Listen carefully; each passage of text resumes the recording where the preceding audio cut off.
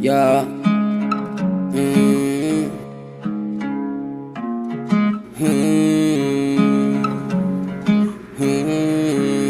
Alas 12 ng gabi na di pa rin nakakatulog. Ang pakiramdam ko parang sa kamay nahuhulog. Ilang baso pa ba na alak dapat inumin para lahat ng mga tanong ko'y iyong sagutin?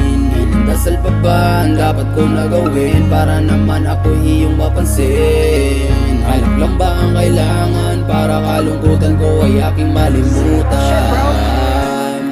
Minsan sa saya lang, yeah, pagkasama ang kaibigan.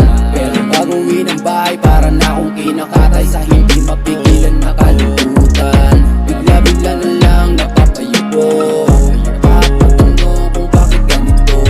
Ano ba ang dapat kong nagawin para naman ng sarili ay pasayahin? Parang litong-lito na, hindi ko na alam kung anong dapat mauna. Parang pintuan ay sarado, ang hirap-hirap umakyat papunta dun sa saya lang, yeah, pagkasama ang kaibigan. Pero pag uwi ng bahay para na akong kinakatay sa hindi mapigilan na kalungkutan. Bigla-bigla na lang napapayuko, napapatanong kung bakit ganito. Ano ba ang dapat kong nagawin para naman ng sarili ay pasayahin? Para naman ng sarili ay pasayahin. Pero mukhang malabo ata dahil puro kalungkutan na lang. Sa edad ko na 20, parang gusto ko na lang bumalik sa 15. Pagkasama ang kaibigan.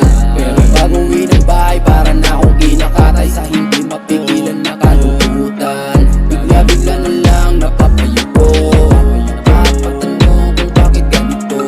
Ano ba ang dapat kong nagawin para naman ng sarili ay pasayahin?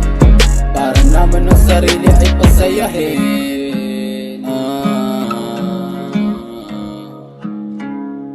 Para naman ng sarili ay pasayahin.